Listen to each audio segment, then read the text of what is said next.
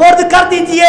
دریا کے سپرد کرنا آپ کا کام ہے اور اس کی حفاظت کرنا خود خدا کا کام ہے۔ ہاں جی، یہ میلاد حضرت موسیٰ علیہ السلام کا ہے، اور یہ کہاں موجود ہے؟ کسی ردی کتاب میں نہیں ہے، اللہ تعالیٰ کے قرآن میں موجود ہے۔ جی، میلاد، ولادت کا تذکرہ اللہ تعالیٰ نے حضرت موسیٰ علیہ السلام کا قرآن میں بیان کیا۔ اور پھر ہوا کیا؟ فرعون کو کچھ نجومیوں نے خبر دی کہ ایک بچہ پیدا ہونے والا ہے، اور وہ تیری بادشاہی، تیری سلطنت جو ہے اس کو تباہ و برباد کر دے گا، تیری بادشاہی کو ختم کر دے گا۔ تو حضرت موسیٰ علیہ السلام کی ولادت کا جب فرعون نے سنا نا تو اس نے کہا کہ میں میلاد ہونے ہی نہیں دوں گا، میں ان کو پیدا ہونے ہی نہیں دوں گا۔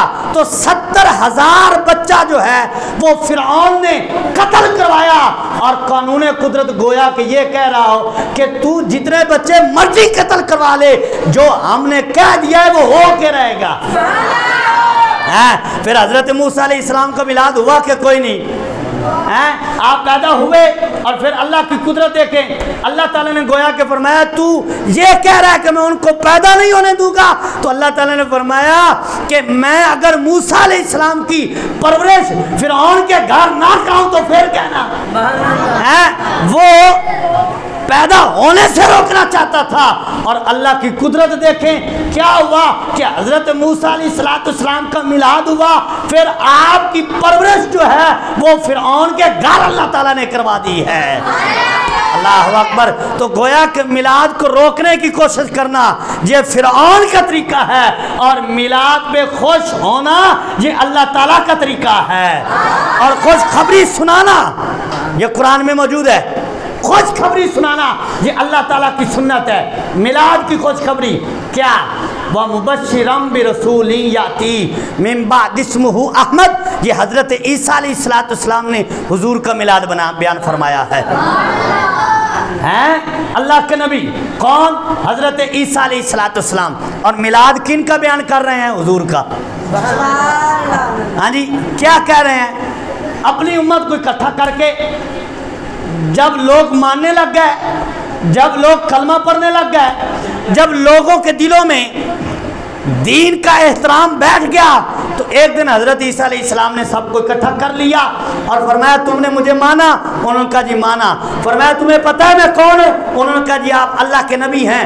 تو فرمایا پھر سن لو، جس رب نے مجھے اتنی شانیں دی ہے نا، میں اعلان کرنے والا ہوں۔ وہ اعلان کیا ہے؟ اس اعلان کو اللہ نے قرآن میں بیان فرمایا۔ فرمایا وَمُبَشِّرًا بِرَسُولٍ يَأْتِي مِن بَعْدِ اسْمُهُ احمد۔ فرمایا میں آخری رسول کی خوشخبری سنانے کے لیے آیا ہوں۔ فرمایا میں تمہیں خوشخبری سناتا ہوں کہ ایک رسول آئے گا میرے بعد، لیکن اس کا نام احمد ہوگا۔ اور حضرت عیسیٰ علیہ السلام اپنی امت کو اکٹھا کر کے حضور کے آنے کی خوشخبری سناتے ہیں۔ فرق یہ ہے وہ یہ کہتے تھے وہ آ رہا ہے، وہ آ رہا ہے، وہ آ رہا ہے، اور ہم میں فرق یہ ہے وہ کہتے تھے وہ آ رہا ہے، ہم کہتے ہیں آ گیا ہے وہ نور والا جس کا یہ سارا نور ہے۔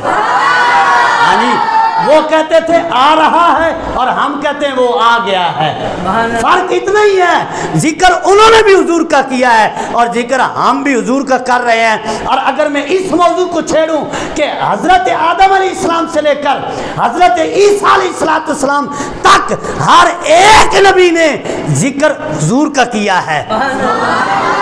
حضرت آدم علیہ السلام سے لے کر حضرت عیسیٰ علیہ السلام تک 1,24,000 کم و بیش جتنے انبیاء بھی دنیا میں جلوہ گر ہوئے ہیں، ہر ایک نبی جو ہے اپنی امت کو اپنا کلمہ بھی بڑھاتے رہے، تبلیغ بھی کرتے رہے اور اپنی امت کو یہ بتاتے رہے ہیں کہ ہمارے بعد ایک نبی آئے گا، بڑی شان والا ہوگا، بڑی عظمت والا ہوگا، اور یہ بتایا ہے کہ اگر وہ آ جائے پھر ہمارا کلمہ نہیں پڑھنا، پھر کلمہ اسی نبی کا پڑھا جائے گا۔ ہاں جی، یہ سارے نبی بتا کر گئے اپنی امتوں کو۔ اور پھر حضور علیہ السلام کا یہ فرمان الجامع الصغیر میں موجود ہے، حضور अलैहिस्सलाम ने फरमाया कि अगर आज के दौर में ये तवज्जो रखना इस बात पे मैं ये अर्ज कर रहा हूँ कि हर नबी ने हुजूर का जिक्र किया और हर नबी ने अपना कलमा पढ़ाया और लोगों को बताया हमारे बाद आखिरी नबी आएगा, अगर तुम्हारे दौर में आ जाए फिर कलमा हमारा नहीं पढ़ना, फिर उसी नबी का कलमा पढ़ा जाएगा। और फिर इसकी मिसाल देखें, कुर्बे क़यामत हज़रत ईसा अलैहिस्सलाम ने आना है, ये आपने सुन रखा है। कुर्बे क़यामत हज़रत ईसा अलैहिस्सलाम ने आना है। 40 साल आप जलवागर रहेंगे ज़मीन पर, लेकिन उन 40 साल में हज़रत ईसा अलैहिस्सलाम कौन सा कलमा पढ़ाएंगे? क्या ला इलाहा इल्लल्लाह ईसा रूहुल्लाह इसकी तबलीग करेंगे? सीरत कहती है, तारीख कहती है, नहीं, इसकी तबलीग नहीं करेंगे। हज़रत ईसा अलैहिस्सलाम जब ज़मीन पर आएंगे तो कलमा कौन सा पढ़ेंगे और कौन सा पढ़ाएंगे? वो कलमा यही है, ला इलाहा इल्लल्लाह मुहम्मद रसूलुल्लाह सल्लल्लाहु ताला अलैहि वसल्लम। कलमा हमारे आका मौला का है। और फिर सरकार अलैहिस्सलाम ने फरमाया, अगर इस दौर में सरकार ने फरमाया हज़रत मूसा अलैहिस्सलाम जलवागर हो जाएं, तो सरकार ने फरमाया हज़रत मूसा अलैहिस्सलाम भी अपना कलमा नहीं पढ़ेंगे, फरमाया मेरा ही कलमा पढ़ेंगे। हाँ जी, फरमाया मेरा ही कलमा पढ़ेंगे। और फिर ये यहूदियों के लिए सरकार ने फरमाया अगर मूसा अलैहिस्सलाम आए और कोई बंदा मुझे छोड़कर हज़रत मूसा अलैहिस्सलाम की इत्बा करने लग जाए, फरमाया वो हिदायत नहीं पाएगा।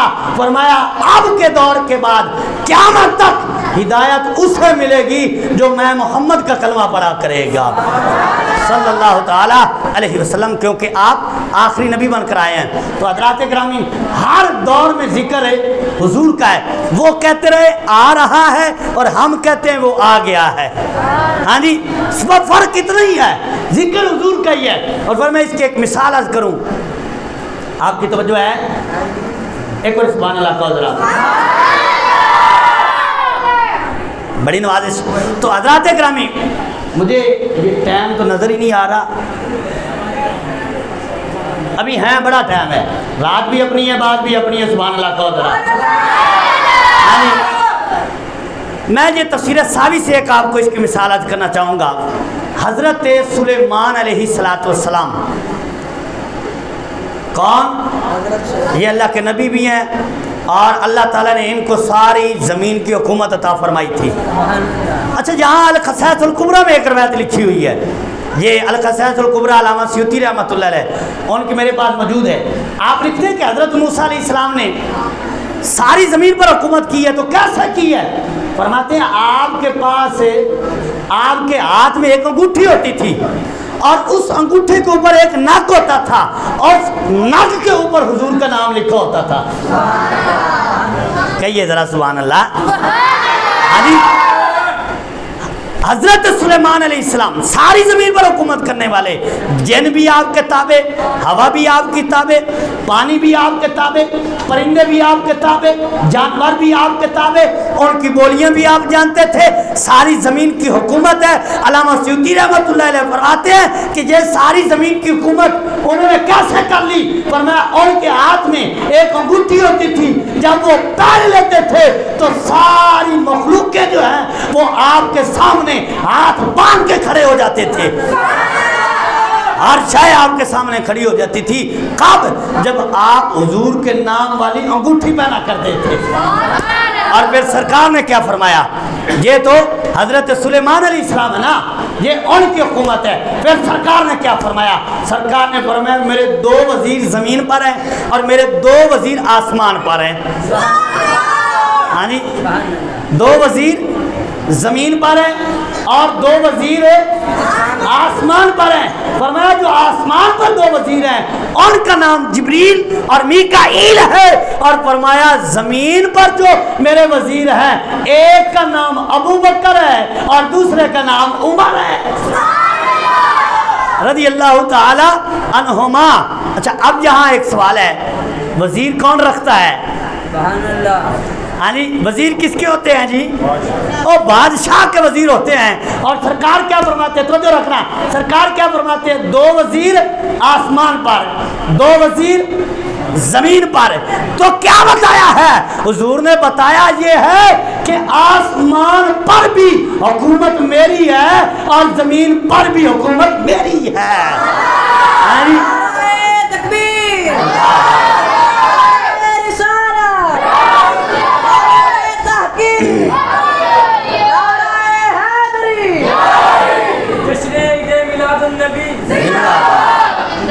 ماشاءاللہ حکومت مصطفیٰ کی ہے. سرکار نے فرمایا 2 وزیر آسمان پر اور 2 وزیر زمین پر. ہاں جی حکومت آسمان پر بھی حضور کی ہے اور حکومت زمین پر بھی حضور کی ہے. یہاں ایک اور نقطہ بھی سماعت کر لیں. وزیر ہیں حضرت جبریل حضور کے, 2 وزیر آسمان پر ہیں, 2 زمین پر ہیں, اور جبریل آسمان پر وزیر, میکائیل حضور کے وزیر. اور میکائیل زندہ ہیں کہ نہیں؟ زندہ ہے نا جی. جبریل زندہ ہے کہ نہیں؟ زندہ ہے نا. اور یہ ہیں کون؟ حضور کے وزیر. کچھ لوگوں کو سمجھ آ گئی ہے, لیکن کچھ لوگوں کے لیے میں بات کو کھول دیتا ہوں کہ تسلی سے بات سمجھ آ جائے, کیونکہ یہاں کام تسلی بخش کیا جاتا ہے. حضور علیہ السلام نے فرمایا کہ 2 وزیر آسمان پر ہیں, ایک کا نام جبریل ہے, دوسرے کا نام میکائیل ہے. جبریل بھی زندہ ہے, میکائیل بھی زندہ ہے. اور یارو جس نبی کے وزیروں کی شان یہ ہے کہ وہ زندہ ہے, جب وزیر زندہ ہے تو بادشاہ کیسے مر سکتا ہے؟ ہاں جی وزیر زندہ ہے تو بادشاہ مر گیا ہے. ہاں جی وزیر زندہ ہے پھر ماننا پڑے گا تو زندہ ہے واللہ, تو زندہ ہے واللہ, میرے چشم عالم سے چھپ جانے والے. تو حضرات اکرامی پھر دوسری ایک اور روایت سن لیجئے. حضرت آمنہ رضی اللہ تعالیٰ عنہا حضور کی امی جان, آپ فرماتی جب حضور کی ولادت ہوئی میں نے دیکھا 3 جھنڈے لگائے گئے, ایک مشرق میں اور ایک مغرب میں اور ایک کعبے کی چھت پر ہے. جھنڈے لگے کہ کوئی نہیں؟ کہتے تسی جھنڈے سنی بڑے لاندے, میں کہ جبریل آ کے لائے. ہاں جی اچھا پھر دوسری بات بھی ہے جی علامہ علی رضا کے لیے. لوگ کہتے جی جھنڈے جدو تسی لائے آ جڑے جھنڈے لاندے ہو, جدو سرکار دی ولادت ہوئی اس وقت جھنڈے کوئی نہیں لگے. ہاں جی جس وقت حضور پیدا ہوئے تو جھنڈے نہیں لگائے گئے, تم کیوں لگاتے ہو؟ میں نے کہا اسی لیے تو لگاتے ہیں کیونکہ اس وقت نہیں لگائے گئے. ہاں جی اور اس وقت نہیں لگائے گئے اس لیے تو ہم لگاتے ہیں. تو کہنے لگے کہ کیا مطلب اس وقت نہیں لگائے گئے تو تم کیوں لگاتے ہو؟ میں نے کہا جب حضور پیدا ہوئے, جب سرکار کی ولادت ہوئی ہے تو اس وقت مکے میں کوئی مسلمان تو دکھا دے جھنڈا ہم دکھا دیں گے. جب تو مانتا ہے کہ جب سرکار پیدا ہوئے تو سوائے چند لوگوں کے کوئی مسلمان نہیں تھا, جب کافر ہیں تو حضور کی آمد پہ کوئی کافر نے جھنڈا تھوڑا لگانا ہے. حضور پیدا ہوئے ہیں تو جھنڈے بھی تو مسلمان ہی لگائیں گے نا. جھنڈے مسلمانوں نے لگانے ہیں, کوئی کافروں نے لگانے ہیں. اس وقت کوئی مسلمان تو دکھا دے اور جھنڈا تمہیں ہم دکھا دیں گے. اور پھر جب سرکار کی آمد ہوئی مدینے میں 12 ربیع الاول کو پیر کے دن, مدینے سرکار 12 ربیع الاول کو آئے ہجرت کر کے, اور دن کون سا تھا؟ اور حضور پیدا بھی 12 ربیع الاول کو ہوئے, اور دن کون سا تھا؟ پیر کا. یہ سوموار نہیں کہنا چاہیے, پیر شریف کہنا چاہیے, کیونکہ اس دن حضور پیدا ہوئے ہیں. یہ دن سارے دنوں کا پیر ہے, کیونکہ اس دن میں سارے نبیوں کا پیر آیا ہے. اور تھوڑا جا ماحول بنا ہے, میرا دل کرتا ہے گھنٹہ کو اور تقریر کرا. اگرچہ علامہ علی رضا نے مجھے اشارہ کر دیا, لیکن ایک حدیث میں نے سنانی ہے کہ یہ ذرا سبحان اللہ. کیا کہنا ہے جی؟ پیر شریف کہنا ہے. کیا کہنا ہے جی؟ درس قرآن میں آیا نا، کوئی سبق بھی یاد کرنا ہے، کیا کہنا ہے؟ سوموار، یہ یہودیوں کا طریقہ ہے، یہ یہودیوں کا نام ہے سوموار، ہم کیا کہتے ہیں؟ پیر شریف۔ یاد ہو گیا جی؟ آگے چلیے۔ حضرت آمنہ سرکار کی امی جان رضی اللہ تعالیٰ عنہ، آپ فرماتی ہے جب حضور پیدا ہوئے میں نے دیکھا ایک مشرق میں جھنڈا، دوسرا مغرب میں، اور تیسرا کعبے کی چھت پر۔ اچھا، حضرت آمنہ مکہ شریف میں کعبہ شریف کے قریب جو گھر ہے، جو حضور کی جائے ولادت ہے، وہاں بیٹھی ہوئی ہیں، کمرے میں بیٹھی ہوئی ہیں، اور جھنڈا مشرق سے نظر آ گیا، مغرب سے بھی نظر آ گیا۔ اور کتنا بڑا جھنڈا تھا جو حضرت آمنہ رضی اللہ تعالی عنہا نے مکہ شریف میں بیٹھ کر مشرق میں بھی دیکھ لیا، مغرب میں بھی دیکھ لیا۔ پھر سوال آتا ہے کہ مولا یہ مشرق اور مغرب میں جھنڈا لگانے کی کیا وجہ تھی؟ تو فرمایا وہ جھنڈا اس لیے لگایا ہے تاکہ زمانے والوں کو پتہ چل جائے کہ مشرق سے لے کر مغرب تک جو ہے وہ حکومت اب مصطفیٰ کی ہے، حکومت مصطفیٰ کی ہے۔ مولا ٹھیک ہے، سمجھ آ گیا، یہ مشرق سے لے کر مغرب تک جو ہے وہ حکومت تیرے محبوب کی ہے، حکومت مصطفیٰ کی ہے۔ مولا یہ سمجھ آ گیا، ساری زمین پر، ساری دنیا پر حکومت تیرے محبوب کی ہے۔ مولا کعبہ تو تیرا گھر تھا، مولا کعبہ تو تیرا گھر تھا، کعبہ تو تیری تجلی کا مرکز تھا، مولا کعبہ تو تیرا گھر تھا، کعبے کی چھت پہ بھی جھنڈا۔ تو اللہ تعالیٰ نے بتایا یہ ہے، فرمایا کہ کعبے کی چھت پہ جھنڈا اس لیے لگایا تاکہ زمانے والوں کو پتہ چل جائے کعبہ گھر تو میرا ہے لیکن کعبے پر بھی حکومت اب مصطفیٰ کی ہے۔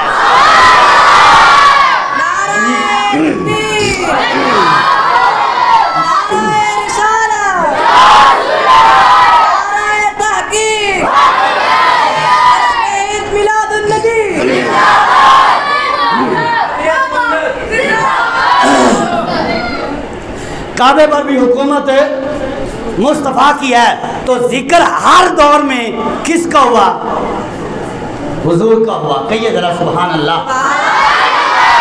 اچھا، علامہ ساوی رحمۃ اللہ تعالیٰ علیہ لکھتے ہیں، یہ روایت بڑی سننے والی ہے اور اس کے ضمن میں کئی روایتیں ہیں، سب میں نے چھوڑ دینی ہے، یہی سنانی ہے۔ حضرت سلیمان علیہ السلام ایک دن سفر کر رہے تھے، اور سفر کرتے ہوئے نا، یہ سیرت ابن شام میں دوسری روایت ہے کہ آپ جب مدینہ شریف کے قریب سے اپنے تخت پہ گزرے نا تو تخت نیچے اتر آیا، تو حضرت سلیمان علیہ السلام نے ہوا کو حکم دیا کہ لے کر اوڑ، لیکن ہوا اٹھا نہ سکی۔ حضرت سلیمان علیہ السلام نے جنوں کو حکم دیا، بڑے بڑے طاقتور جن ہیں لیکن اس تخت کو اٹھا نہ سکے، تو اللہ تعالیٰ کی بارگاہ میں عرض کیا، مولا راز کیا ہے، حکمت کیا ہے، وجہ کیا ہے کہ ہوا بھی عاجز آ گئی، جن بھی عاجز آ گئے، اس تخت کو کوئی اٹھا نہیں سکتا، وجہ کیا ہے؟ پہلے تو کبھی نہیں ہوا۔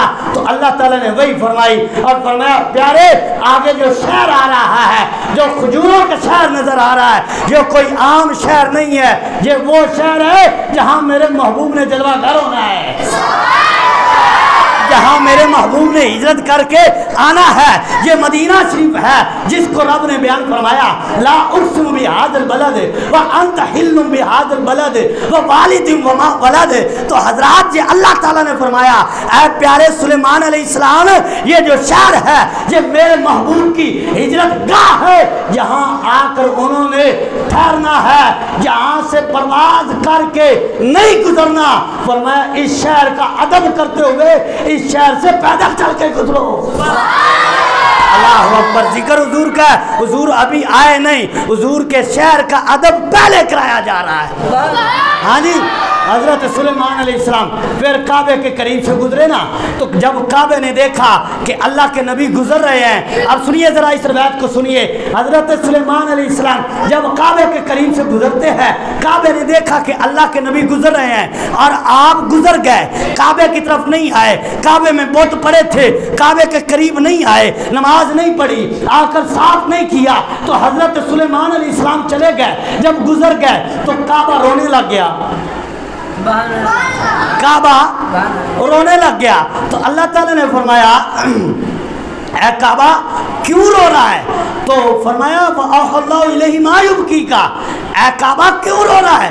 قال یا ربی ابقانی ان ھذا نبی من انبیائک، کعبے نے عرض کیا مولا یہ تیرا نبی گزر رہا ہے، ادھر آیا ہی نہیں۔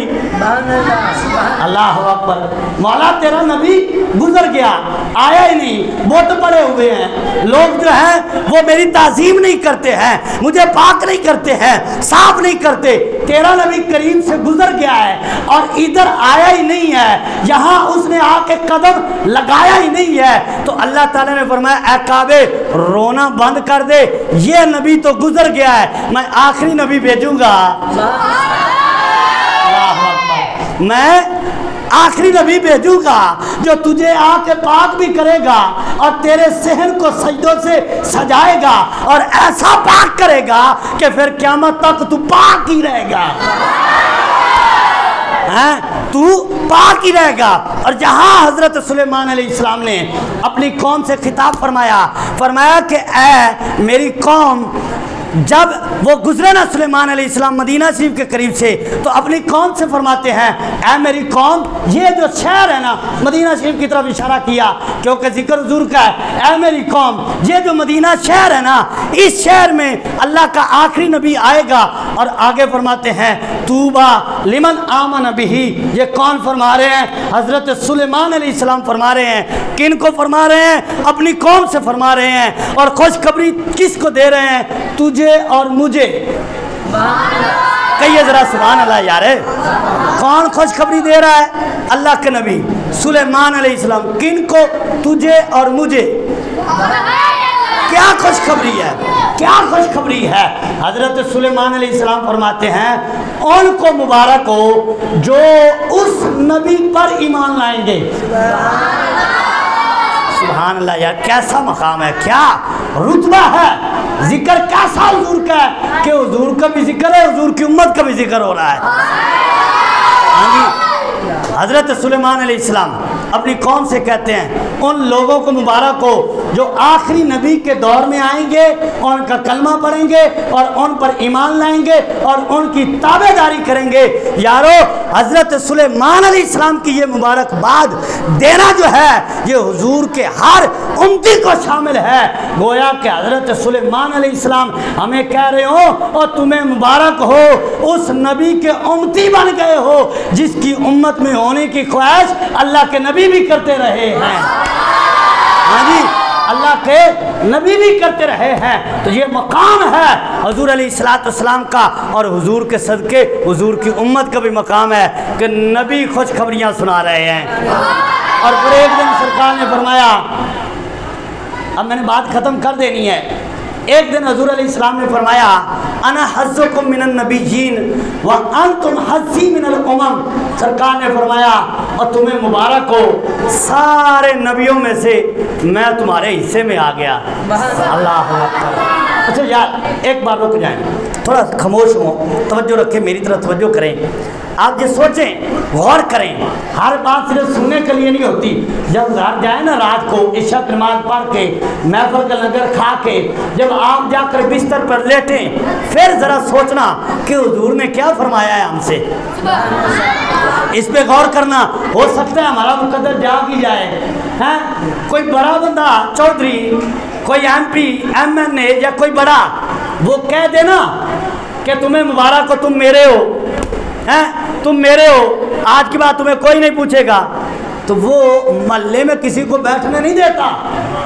ہاں جی، میں فلاں کا بندہ ہوں، جی میں فلاں کا ہوتا ہوں، میرا فلاں سے تعلق ہے۔